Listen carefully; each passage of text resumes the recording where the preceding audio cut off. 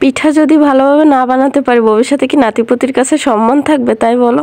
তখন বলবে না আমার দাদি আমার দাদি আধুনিক কোনো কিছুই পারে না।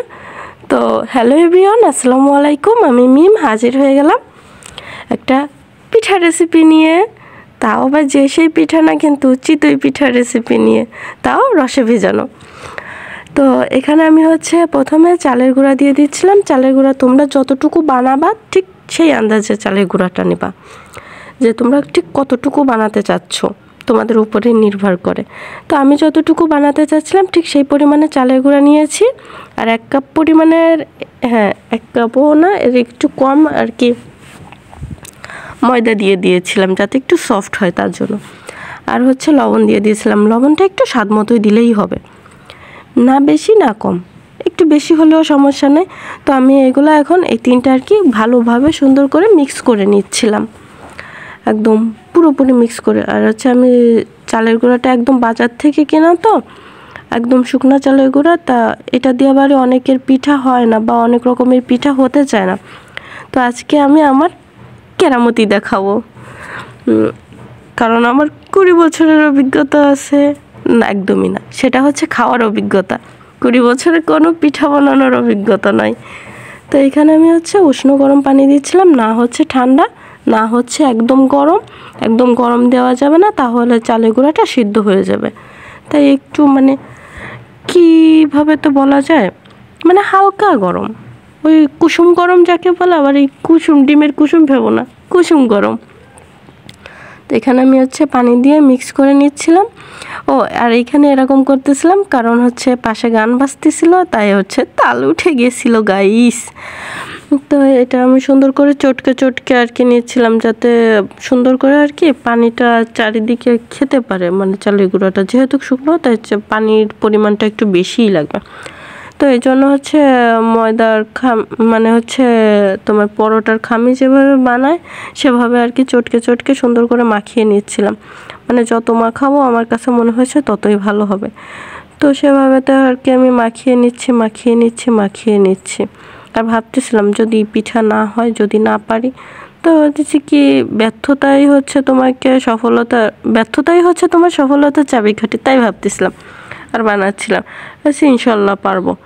মানুষ সব কাজই পারে চেষ্টা করলে। তো এখানে আমি খামিটা পুরোপুরি বানিয়ে নিয়েছি, পুরো শেষ খামি বানানো। তো এটা আমি একটু রেস্টে রেখে দেবো। এখন এটা সম্পূর্ণ নির্ভর করে তোমাদের উপর, যে তোমরা ঠিক কতক্ষণ পরে বানাবা। এটা 1 ঘন্টা 2 ঘন্টা এরকম রাখতে হবে, এরকম কোনো নিয়ম নাই।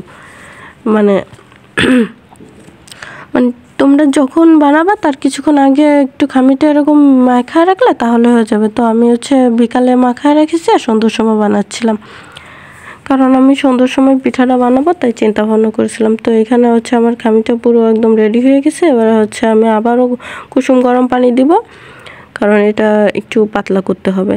তো এখানে আমি সুন্দরভাবে চামচ দিয়ে ঘটে নিচ্ছিলাম, যাতে আর কি আমার ডোটা একদম ঠিক মতো হয়ে যায়। ডো বলে না, এটাকে কি বলে, গোলা বলে মনে হয় খুব সম্ভবত।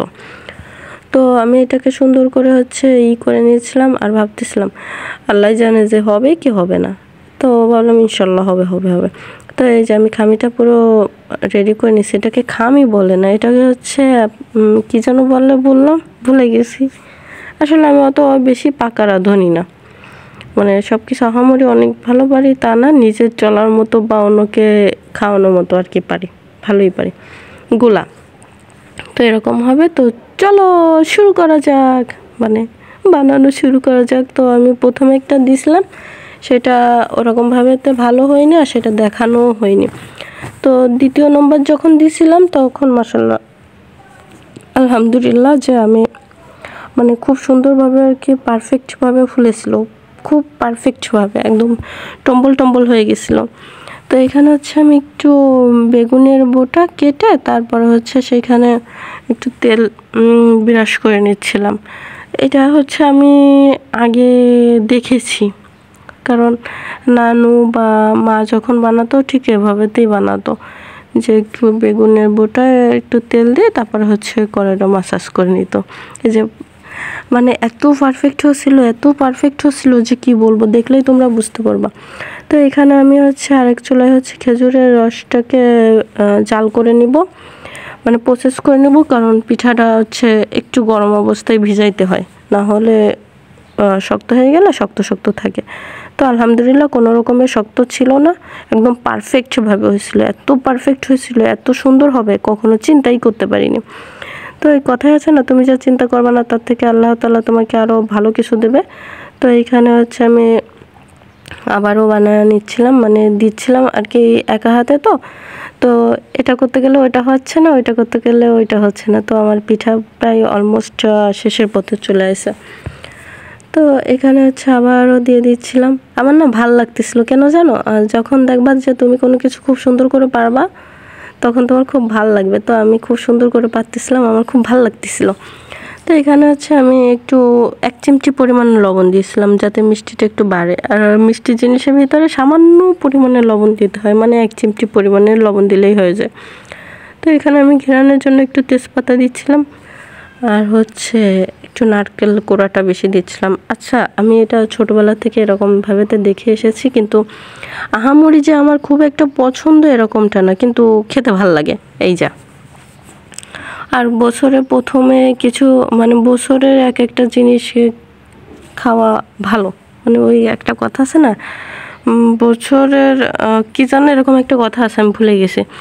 যাই হোক, এখানে আমি আবারও গুলাটা দিয়ে দিচ্ছিলাম যাতে পিঠা অলমোস্ট হয়ে গেছে। আর এর পাশে হচ্ছে খেজুরের রসটা প্রায় জাল বসা দিয়েছি, একটু জাল হয়ে গেলে তখন হচ্ছে করে নেবো। এই দেখো কি সুন্দর জালি জালি হয়েছে। এই পিঠাটা যে এত সুন্দর ভিজবে আমি তোমাদের সাথে শেয়ার করব। তো এত সুন্দর হয়েছিল, এত সফট হয়েছিল মাশাআল্লাহ। আমি এত সুন্দর বানাতে পারি, নিজেকে মাঝে মাঝে পুরস্কার দিতে ইচ্ছা করে, তো দিতে পারি না, ইনশাল্লাহ দেবো। তো এখানে আমার হচ্ছে খেজুর রসটা প্রায় জাল হয়ে গেছে, এখন এটা নামা নেব, আর বেশি জাল হওয়ার কোনো প্রয়োজন নেই। এবারে পিঠা ভেজা দিলে হয়ে যাবে, ব্যাস পুরো রেডি। তো আমি এখানে আবারও শেষ ফিনিশিং দিচ্ছিলাম, যেহেতু পিঠাটা আমি ভাবতেছিলাম যে সবগুলো বানায় একবারে দিব, আবার বাকিগুলো ঠান্ডা হয়ে যাচ্ছিল। তো এখানে আমি বাকিটা দিয়ে তারপরে হচ্ছে দেখছো কি সুন্দর ফুলতেছে। ওয়াও ওয়াও ওয়াও, মানে এত সুন্দর পারছি। যাক, একটা চিন্তা তো মাথা থেকে গেল যে নাতিপুতিকে খাওয়াইতে পারবো। ওটা অনেক দূরের ব্যাপার, কিন্তু যেন কখনো কোনো কিছুতে ফেল না থাকি, বা কোনো কিছুতে যেন কেউ না বলতে পারে যে আমি এই জিনিসটা পাই না বা ওই জিনিসটা পাই না। আচ্ছা, আমার ভয়েসটা একটু অন্যরকমের শোনা যেতে পারে, কারণ আমার ঠান্ডা লাগছে, আমার ঠান্ডা এখনও কমিনি। শীত আর যদি ঠান্ডা না লাগে তাহলে কেমন শীতের সময় বলো। তো এখন হচ্ছে আমি পিঠাটা ভেজা দেবো, মানে রসে ছেড়ে দেবো। তো হচ্ছে দেখাচ্ছিলাম, দেখো কত সুন্দর করে পেরেছি। তো আমি একটু চামচ দিয়ে একটু হালকা দিচ্ছিলাম যাতে গরমটা একটু সরে যায়, মানে একদম অনেক গরম থাকলে পিঠা ভেঙে যায়, তার জন্য। এবার হচ্ছে পিঠাটা দিয়ে দিচ্ছিলাম।